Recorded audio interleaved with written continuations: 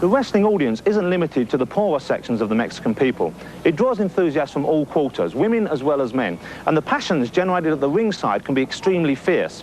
In fact, Mexican television will no longer show it because it considers the spectacle to be too rowdy and wild.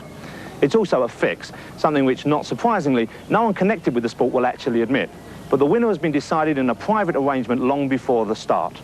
To the audience, who wins or who loses doesn't really seem to matter. Wrestling here is less a competitive sport, more a performing art. And the really good wrestlers are the best actors.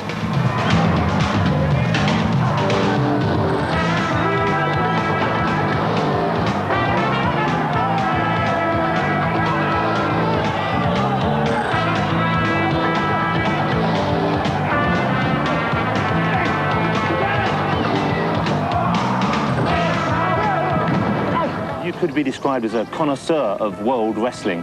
What is it about live wrestling events in Mexico that makes them seem so much more exciting than elsewhere? It's a style of wrestling you find over here that is just different than anywhere else in the world. Over here, they've been doing this extreme kind of athletic, very wiry, lots of flying activity in the ring. People here have just gotten used to so much action, so much commotion in the ring. They're just used to such a faster pace of wrestling. And that's why I like wrestling over here, because it's different than anywhere else in the world.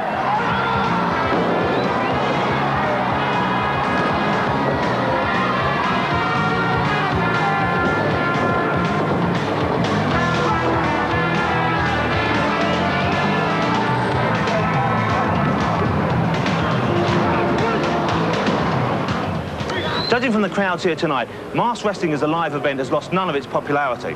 And although the films aren't being made anymore, wrestling fans can satisfy their needs with all sorts of spin-off merchandising. You look here, you can see you can buy masks like the ones they wear, and these are incredibly well made. I'm certainly going to take some of these home for my mum. You can get plastic figures of the wrestlers. There's El Santo. El Santo? Yeah. The Blue Demon. You can get all the characters who wrestle here very cheaply. You can buy wrestling magazines, posters, and even comic books. And once again, it was El Santo who proved to be the most popular character. At its peak, his comic book was selling over 1 million copies a month. Today, El Hijo del Santo is the biggest attraction on the wrestling circuit. And of course, the myth of the mask remains central to the enjoyment of the live match. Y el público a ti te ve. You see, the public have an image of me as a kind of Superman, a legend, an idol, something that's not human. In fact, sometimes people really see me as a kind of god. Con lo religioso, pero pues nada más ahí, ¿no?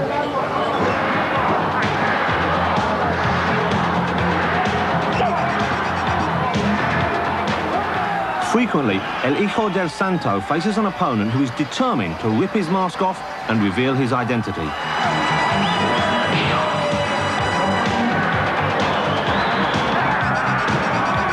If the masked man loses, then his mask is taken off, his identity is revealed, and it's pretty much like being raped.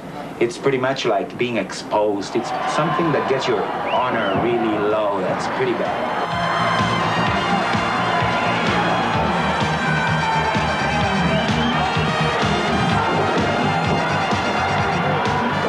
Like his father before him, El Hijo del Santo has fought many tense matches which have almost ended in disaster.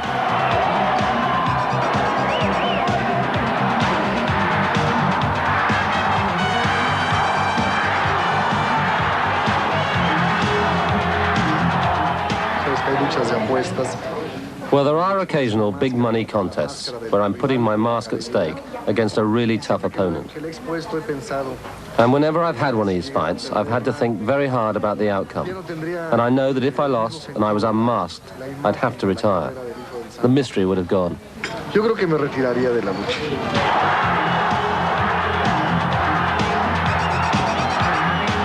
In the case of many of El Santo's cinematic opponents, it might have been better if the mask had stayed on.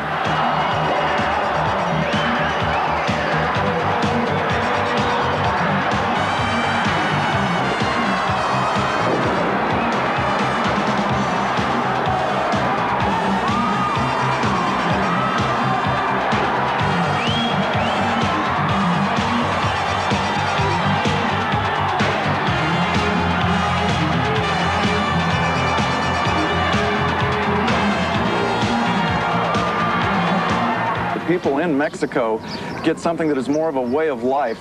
Because over here, the comic books, the movies, the wrestling all intermingle, and they just go back and forth. You can go see the movies, and then you can come home and go out to the wrestling matches and actually see the same characters. They don't go away. There are many theories as to why these films are no longer made. Some cite declining audiences, others blame it on corruption in the film industry. But before they died out completely, El Hijo del Santo had a shot at the movies himself in one of the last of the wrestling films. Una película llena de ternura con la alegría inigualable de los cómicos norteños. Needless to say, the formula hadn't changed. Masks, action, and of course, a very odd song.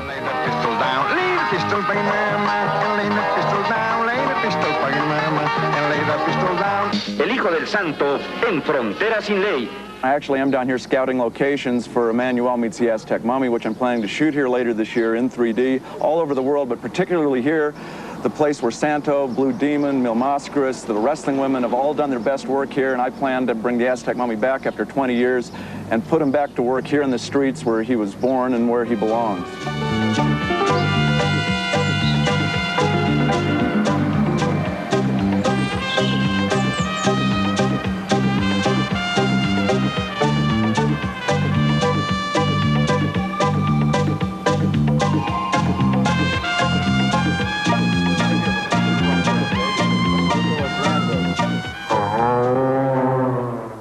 The Incredibly Strange Film Show will continue on TDC TV. As if the days of Mexican wrestling films are over, despite the aspirations of such enthusiasts as Johnny Legend.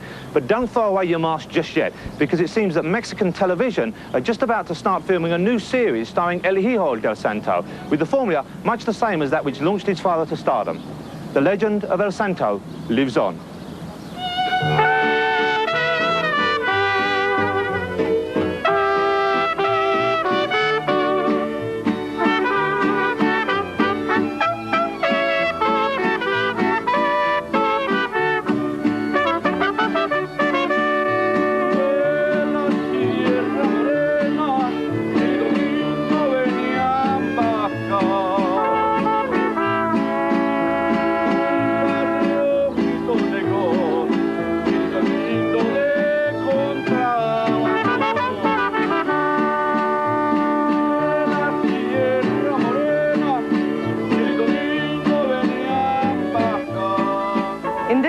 We made a lot of films.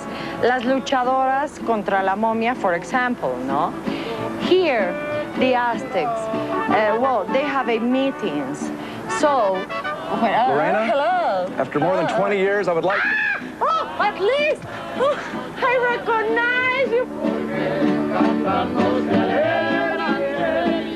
My friend. So I'm so happy to see The reunion of the century, your leading man. But he's bald, and he hurts a bad. The star of wrestling women meeting her greatest leading man, the original Aztec Mummy.